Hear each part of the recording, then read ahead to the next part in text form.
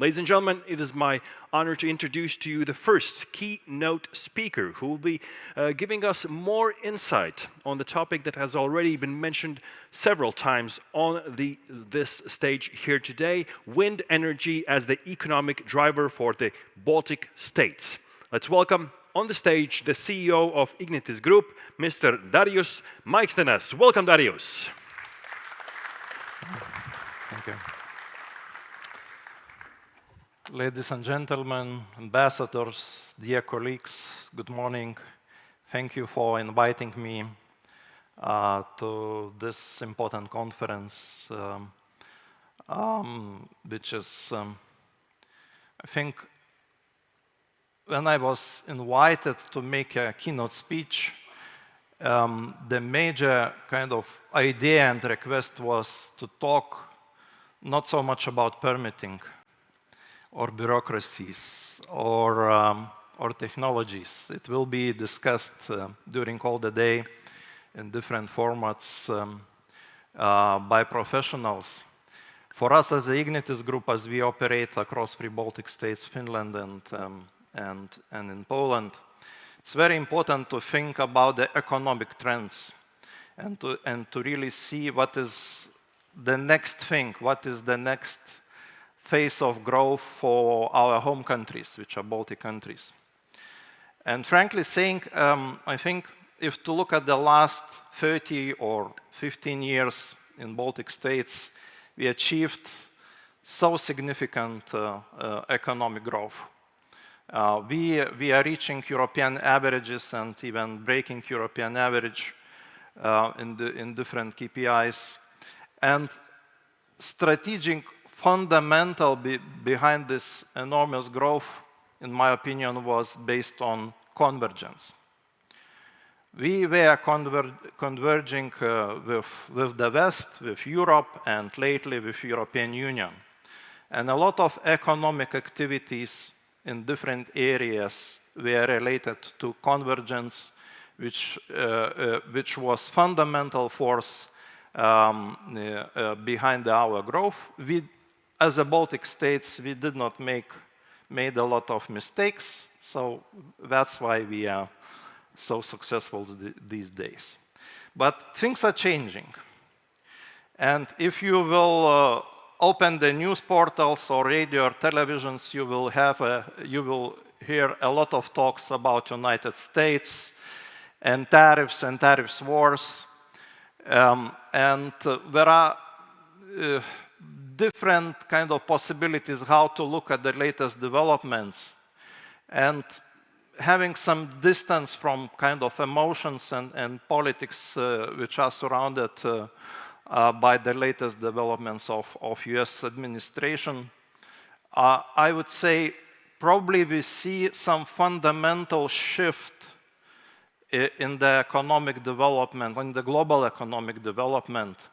And for sure, we will see more and more confrontation between US and China, and probably it will go beyond just decoupling or weakening the ties.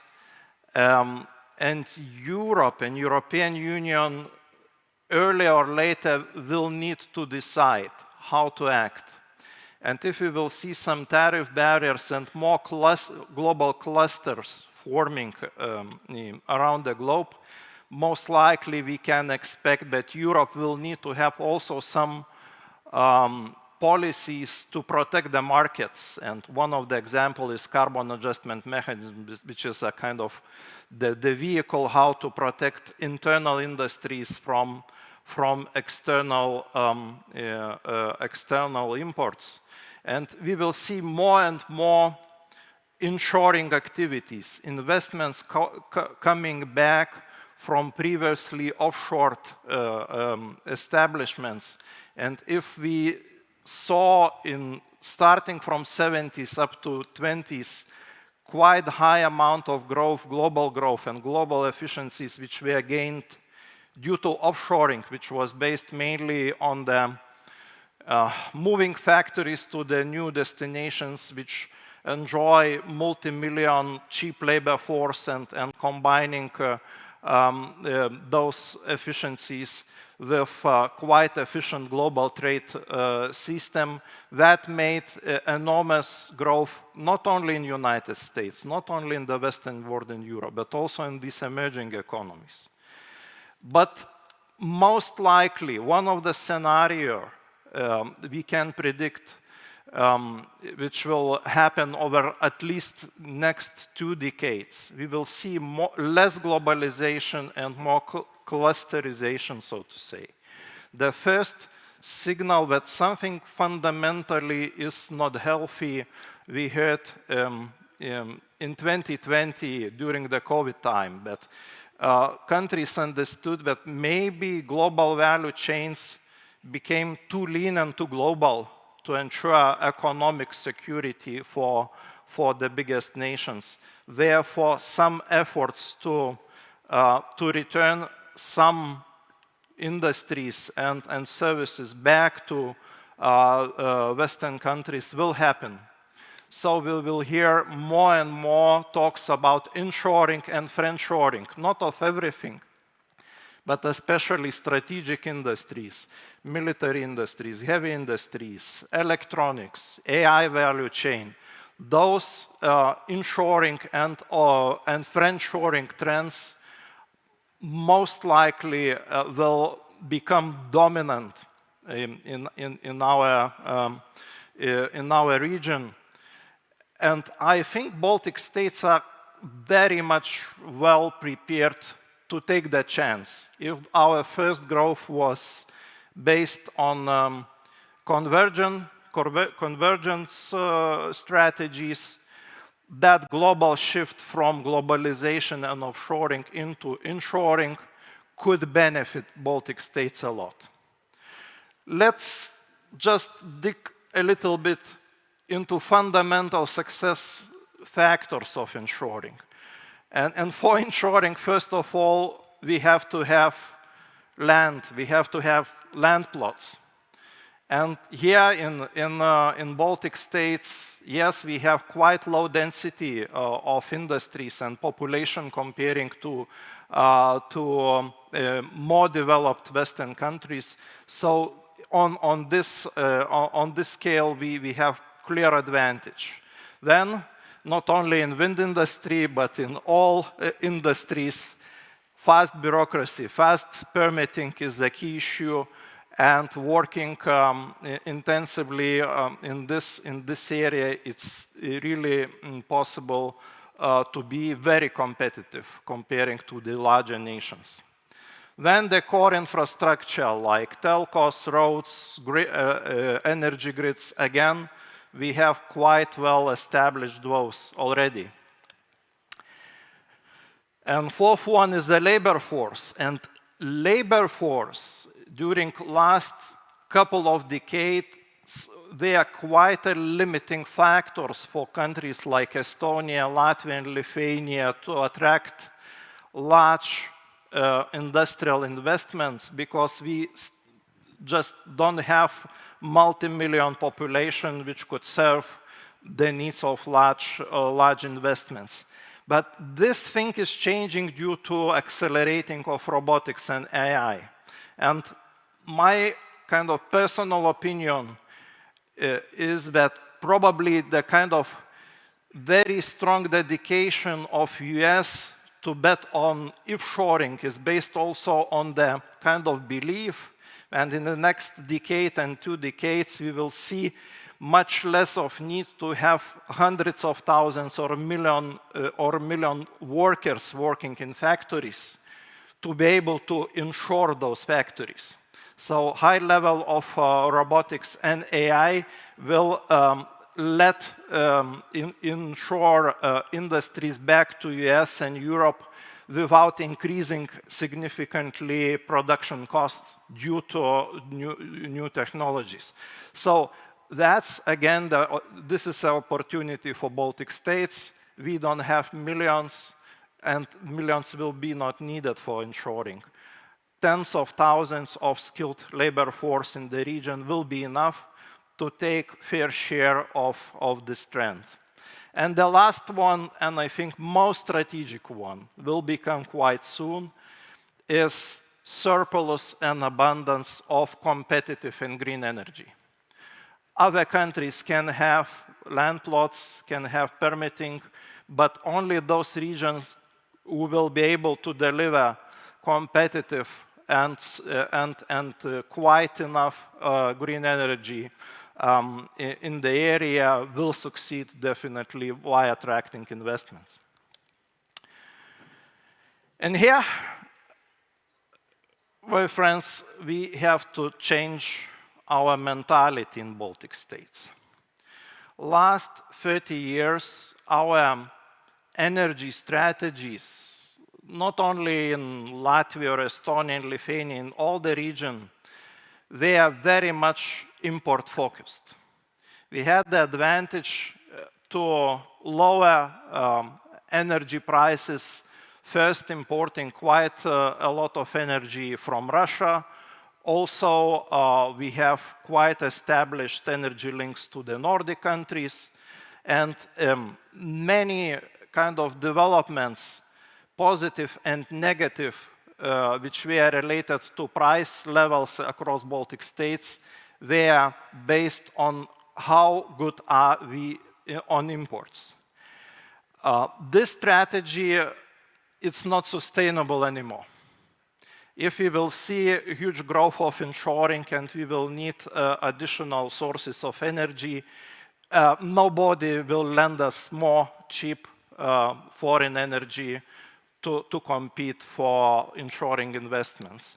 And therefore, we have to change the mentality and change the regional and national strategies, being more focused on the abundance concept.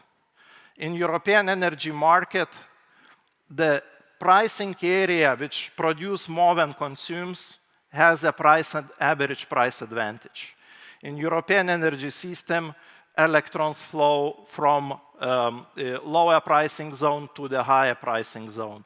So that zone, which is donor to other zones, have sustainable long-term price advantage versus importing pricing zone. Therefore, if we will be able to achieve abundance energy system and maintain it through significant time period, we will gain that strategic advantage in inshoring era. Good news is that Baltic states currently, according to our natural resources and calculations, can produce about 7 times more than we currently consume. About 60% of this potential is in offshore and the rest is in onshore, so quite huge potential to tap. But again, potential is one thing, the roadmap how to get there, it's more difficult. And again, if we have the surplus strategy, very important is to understand what strategic steps should be done in different countries and in the region to get there. Here, I would like to show you roadmap of Lithuania, but since we are present across 3 Baltic states, we do the modeling for all 3 Baltic countries, and the picture looks almost the same or very interrelated. So first of all, if to look at electricity demand, starting from 2015-18, we had moderate growth of demand. It was some additional consumption, but it was close to GDP growth or even lower, so there was no kind of huge growth in demand. But our starting position was that in 2080, in Lithuania, we had 80% of import and only 20% of domestic consumption was covered by internal generation. And last year, we ended with 70% of domestic generation and only 30% of imports. And all the growth what we got in Lithuania was made by renewables only. So while analyzing current large-scale projects which are already made final investment decisions and currently are under constructions, and also including some percentage of projects which are in the late stage of development,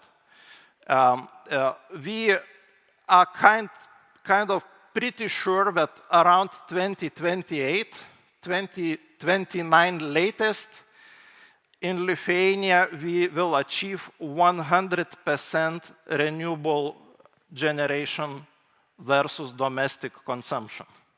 We will export some amounts of electrons, we will import, but amount of renewable energy produced in Lithuania, if to compare with domestic consumption, in 2028, we will reach break-even. We will be self-sufficient, so the price trend will be a little bit adjusted, not much, but we will reach self-sufficiency stage. After that, in all commercial investments, you cannot invest in abundance if there is no demand, because every additional project destroys the value. Therefore, between 28 and 30s, we can see increased electrification, especially in transport and a little bit in heating. That will be driven with quite attractive, already established pricing level due to the high percentage of renewables in the region. But we will see no additional price development, and additional generation development will follow the local demand more or less with some pluses and minuses. But we will still not have abundance. We will not have sustainably competitive energy mix yet. So what will happen after 2030? I'm pretty sure that in 30s, we will see first offshore parks kick in our region, supported by CFD. So all electrons will reach Nord Pool, which means that they will significantly reduce the pricing level because we will reach abundant stage. We will have still moderate growth of consumption, but first offshore parks supported by CFD will make a huge difference on the competitiveness of our energy system and will make global attractiveness for inshoring. So later on, the growth will be driven by inshoring energy needs, and we will have more and more onshore and offshore projects to fill in pipeline. But the name of the game, to keep the low price equilibrium for decade or couple of decades in the quite low level, always keeping some amount of export and abundance in the system. And here, my friends, we will achieve golden age of Baltics in export and inshoring. Good news for Latvian Investment and Development Agency. Key elements to keep that equilibrium. If you believe that businesses will invest in abundance, not only countries with CFDs, you have to have significant export corridors. And here the latest development when Lithuania and Latvia together with Germany are contemplating on 2 gigawatt interconnector between Baltic states and Germany. It's very good news for investors and investment community, which this project will significantly change investment attractiveness into renewables in our region. Again, it should be made in the smart way. export is good. Too much of export, it's dangerous because you can converge with the exporting area. Our models show that if export amount is not higher than 1/3 of domestic consumption, so something between 20 and 30% is healthy export level, which will keep the equilibrium that, okay, you will always have abundant energy system with competitive domestic pricing level, and projects will have economic payout. And the next core element in the solution is to have efficient energy generation mix.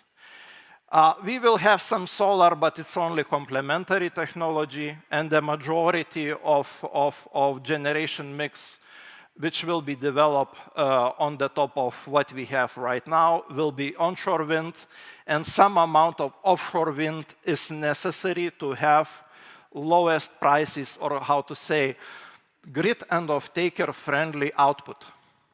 And again, our models show that if in the regional and national mix, we would have between 20 and 25% of offshore capacity, the output prices will be reduced to the better profile and better stabilities.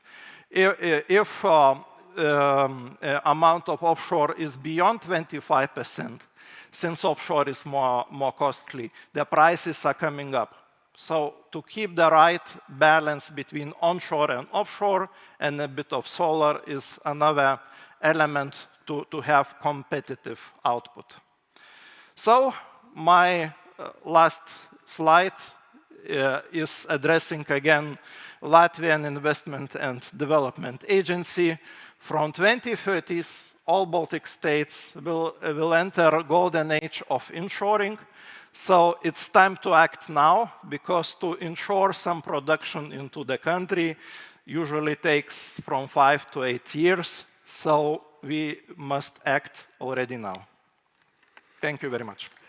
Thank you, Darius. Are you open to one question? Sure. Maybe? Yeah.